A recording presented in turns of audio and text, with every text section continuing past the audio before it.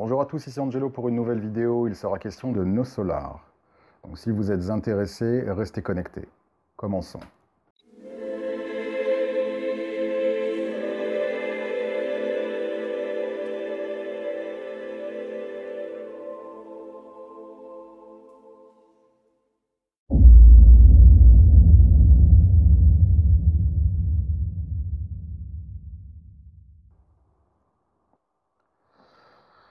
Bonsoir à tous, ici Angelo pour parler du fameux film No Solar de Chico Xavier.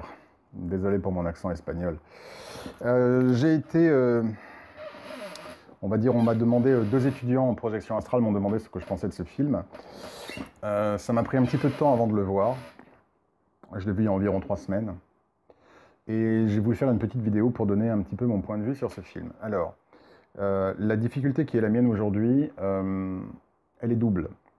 La première, c'est que Chico Xavier, médium, donc qui est né de mémoire en 1910 et qui est mort en 2002, 92 ans, hein, le bonhomme quand même, hein, était un médium, a priori. Alors je ne connais pas plus que ce qu'on peut lire sur Internet, hein, je tiens à le préciser, pour être parfaitement honnête.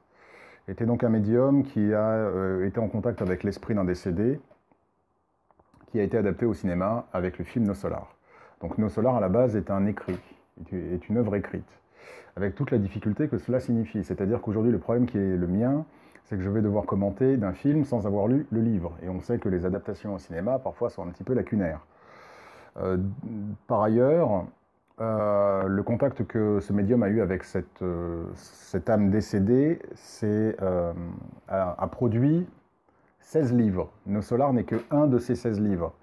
Donc forcément, il y a des choses qui manquent dans le film, mais donc c'est difficile pour moi d'en juger, dans la mesure où je n'ai pas lu les 16 livres, les 15 autres livres, et même le 16e avec No Solar. Donc, en gros, le simple avis que je puisse donner ici, c'est l'avis sur le film. Donc je ne peux pas donner un avis sur les écrits et sur les témoignages que Chico Xavier a recueillis avec cette âme. Je peux simplement parler du film, avec du coup toutes les limites et les partialités que cela signifie. Une adaptation au cinéma qui par définition ne peut pas être aussi complète pour des raisons de budget, pour des raisons de technique qu'un livre, et qui plus est, l'échange avec cette âme décédée a quand même duré 16 livres. No Solar n'est que un livre. Bon. Alors, les points positifs. Les points positifs, c'est que c'est plutôt plaisant à regarder. J'ai trouvé ça plutôt sympa. J'ai trouvé l'acteur principal vraiment intéressant. On sent bien les mois du départ du monde physique pour arriver au monde spirituel sans trop savoir ce qui se passe, être complètement perdu. Et j'ai bien aimé. J'ai bien aimé. J'ai trouvé qu'il était assez bon. Maintenant, il y a des points. C'est un film qui a le mérite de parler de la spiritualité, de la transition. Donc ça, je trouve ça bien. Et c'est un film qui du coup est assez utile pour moi. Assez utile. Alors maintenant, il y a des points sur lesquels quand même je suis en désaccord, de mon expérience, hein, je tiens à préciser, et des points qui m'ont dérangé. Mais une fois de plus, peut-être que cela est adressé dans les autres livres, ou dans le livre No Solar. Donc en gros, je ne vais pas spoiler pour ceux qui n'ont pas vu le film. No Solar relate le décès d'un homme qui est médecin et qui du coup transitionne dans la 4e dimension, et non pas la 5e, la 4e. Dans la 4e dimension, et donc on voit tout le processus effectivement par lequel il passe pour arriver dans le monde spirituel, et puis du coup un petit peu ce qui se passe pour son âme lorsqu'il rejoint du coup l'astral. Donc, j'ai bien aimé l'acteur, le film est plutôt plaisant, il se laisse bien regarder. J'ai pas beaucoup de temps, donc généralement si au bout de 10 minutes j'accroche pas, j'arrête. Là, effectivement, je me suis surpris à regarder l'intégralité du film, donc c'est plutôt pas mal. Et c'est judicieux que de faire un film sur ce sujet qui peut ouvrir justement des vocations spirituelles et des intérêts envers la spiritualité. Donc tout ça, ce sont les bons points du film. Alors, maintenant les points sur lesquels je suis en désaccord ou qui m'ont un petit peu dérangé. Je vais essayer de faire, vite, je vais essayer de faire en sorte que cette vidéo ne dure pas 30 minutes. Tout d'abord, il est indiqué que cet homme s'est suicidé parce qu'il avait une trop grande consommation d'alcool et de tabac. Et du coup, cela est assimilé à un suicide. Je suis foncièrement en désaccord avec ça. Le suicide implique une intention de rompre son contrat de vie. Il n'y a absolument rien de tel dans l'histoire de cet homme. C'est quelqu'un qui effectivement a peut-être trop bu, trop fumé durant sa vie, mais jamais avec l'intention de mourir.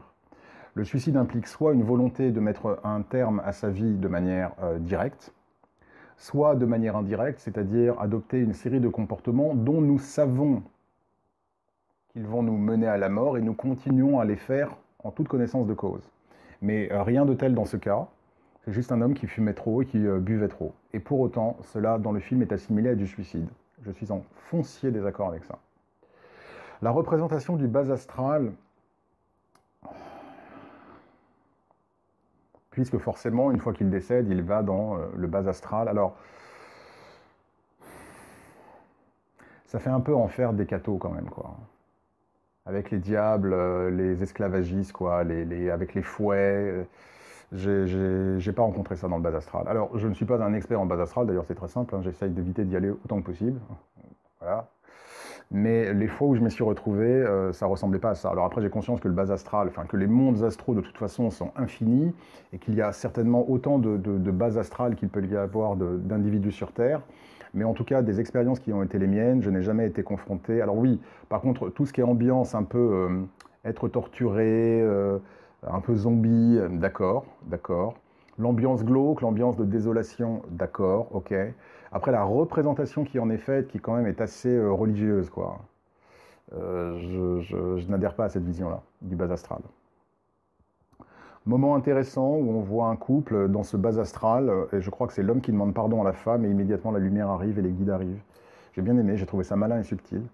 Le pardon, qui ouvre le cœur et qui permet justement de s'élever spirituellement. Donc ça, j'ai trouvé ça plutôt sympa, plutôt subtil. Après, une fois arrivé dans le monde spirituel, bon, alors là, il y a beaucoup de choses qui passent à l'as. Tout d'abord, il y a pas, on ne parle pas de tout le côté réévaluation de sa vie. Voilà, où en compagnie de notre ange gardien et de nos guides spirituels, nous sommes amenés à revoir un petit peu le film de notre vie, des choix que nous avons faits, des opportunités que nous avons eues, peut-être celles que nous n'avons pas su utiliser. Tout cela est complètement absent du film. Peut-être parce que cela aurait été trop long ou trop compliqué à mettre en image, je ne sais pas. Mais en tout cas, il n'en est absolument aucunement question. Et ça, c'est une grosse lacune. Également, il n'y a aucune notion d'ange. L'ange gardien, il est nulle part. Les guides spirituels, ils sont nulle part. Les anges, de manière générale, les êtres angéliques sont nulle part.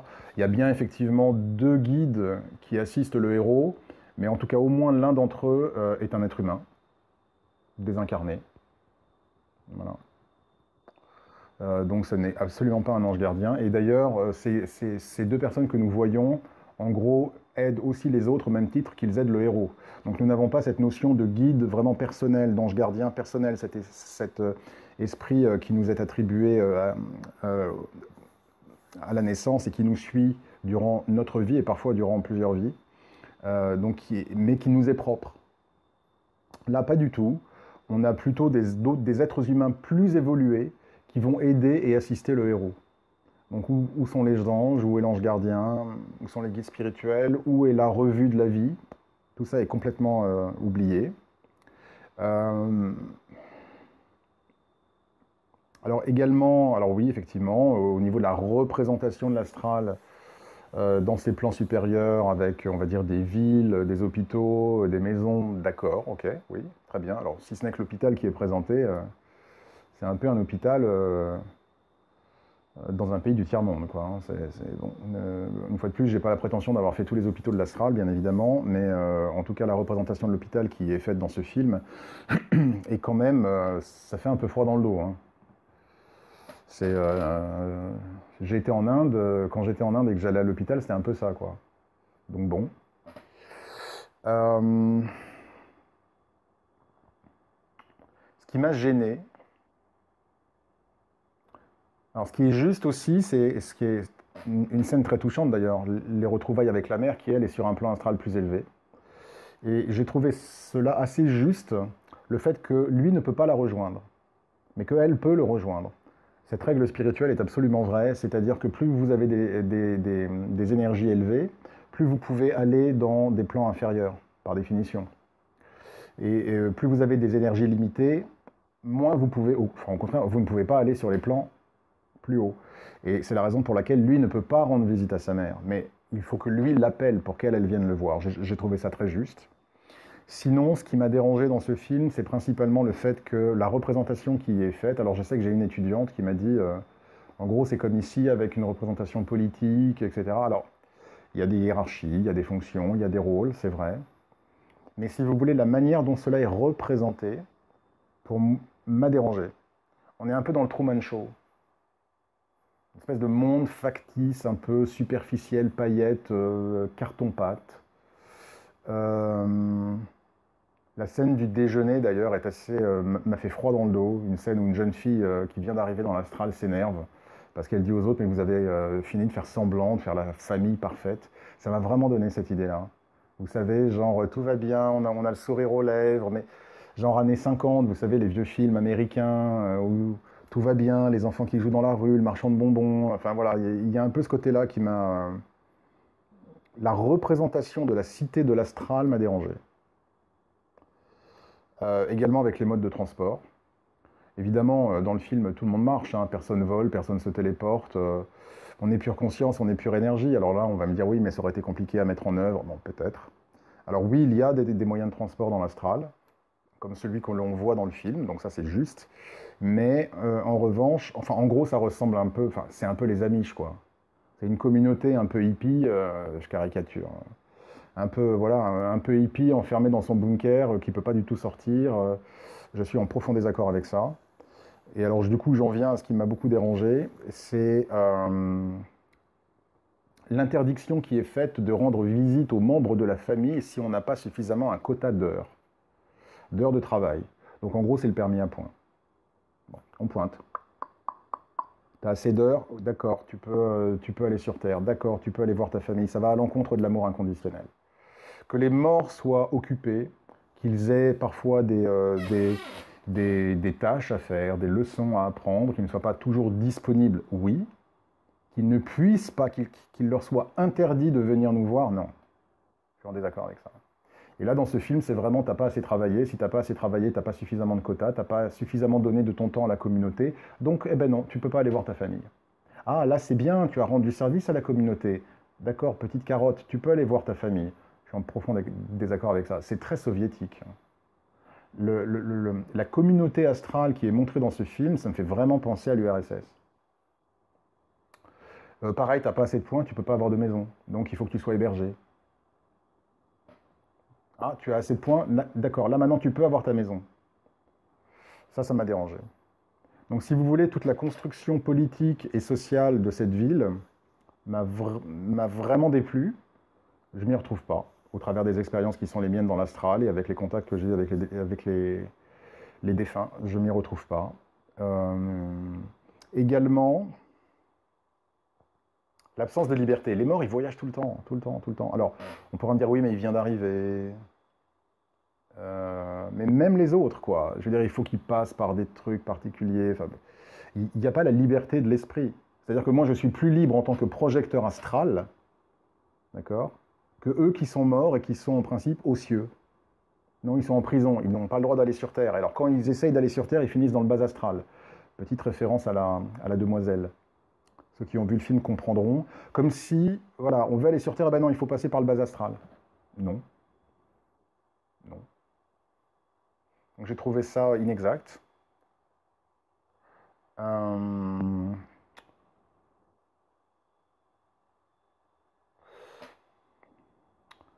J'ai été également très surpris de voir à un moment donné dans le film une pièce où il y a la représentation de toutes les religions, enfin des principales. Je crois qu'on voit un signe qui doit correspondre au bouddhisme. On voit là un sigle du judaïsme, de la religion catholique et de l'islam. Alors ça m'a vraiment, vraiment, vraiment surpris.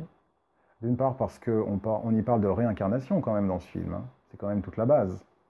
Une grosse partie de ce film parle de réincarnation, qui est quand même un peu la grande muette des religions. Je ne crois pas qu'on en parle dans l'islam, hein. Et dans la Bible, on n'en parle pas. Mais non. Voilà, il y a quand même la représentation du judaïsme, de la religion catholique et de l'islam. Surtout que la spiritualité transcende les religions. Les religions ont été construites, bâties par les hommes. Alors on pourra dire inspirées par les esprits, peut-être, c'est un autre débat que je n'ai pas envie d'ouvrir. Mais il n'empêche que la spiritualité transcende les religions. Et puis il n'y a qu'un seul Dieu suprême. Et bien là non. Donc on est dans ce film-là, qui est donc un film qui se veut spirituel, mais en même temps avec la religion. C'est assez religieux quand même. Il y a quand même des choses assez religieuses dans ce film. Donc ça m'a un petit peu, ça m'a interloqué. Et puis le fait que le héros, on me dira, c'est peut-être parce que le film n'a pas suffisamment, voilà, c'est juste une petite partie. Il n'y a pas cet endroit où l'âme en fait reprend conscience de qui elle est. En fait, on assiste simplement au parcours de ce personnage, donc avec l'ego, tout ce que l'ego peut signifier, d'accord, malgré le fait qu'il soit mort. C'est-à-dire qu'il n'y a pas une transcendance, une transformation, une réacquisition de son âme et de sa véritable identité. En fait, ça reste lui qui s'améliore un peu à la fin. Donc j'ai trouvé ça... Je ne peux pas adhérer à ça. Je peux pas adhérer à ça. Maintenant, ça reste un film intéressant, ça reste un film sympa, c'est quand même un film que je conseillerais parce qu'une fois de plus, voilà, si ça peut éveiller les intérêts des uns et des autres pour la spiritualité, c'est super. Mais il y a quand même beaucoup de choses qui ne... Il faudrait que je lise le livre et il faudrait que je lise les 16 livres, quoi. Parce que là, je ne parle que du film. Donc je ne peux pas émettre un avis sur l'œuvre de Chico Ravière juste à l'aune du film. C'est beaucoup trop limité. Beaucoup trop limité. Donc il faudrait que je lise le livre et voir tous les autres et les 15 autres. Donc ce film-là est intéressant. Après, c'est quand même voilà, comme je l'ai dit, il y a une représentation un peu soviète, quoi, du village, où en plus ils peuvent pas sortir, ils sont enfermés, un peu comme les communautés américaines, quoi, vous savez, qui sont en fait enfermés dans leur bunker à l'écart du reste du monde et des citoyens. On est un peu là-dedans. Il y a le service du permis à points qui m'a dérangé. Il y a l'absence d'ange gardien, l'absence d'évaluation de sa vie, l'absence de reprise de conscience, les religions qui sont bien indiquées, l'absence de liberté de mouvement, le fait que voilà, pour aller sur Terre, si on essaye d'aller sur Terre, on se heurte aux bases astrales. Bon, tout ça, ce sont des choses que je ne peux pas, en tout cas de mon expérience, valider. Maintenant, est-ce que cela en fait un mauvais film? Non. Est-ce que c'est un film plaisant? Et c'est un film, en tout cas, qui a le mérite de discuter de la vie après la mort. Et je suis très heureux d'avoir vu ce film. Donc, voilà ce que je pouvais en dire. J'essaie de faire une vidéo assez brève. On ne parle pas de Dieu, enfin très peu. On mentionne Dieu, mais il est quand même assez absent. Assez absent. On voit plus d'autres humains à un stade plus évolué que d'êtres véritablement spirituels qui n'ont jamais été incarnés. Ça manque dans le film. Ça manque dans le film.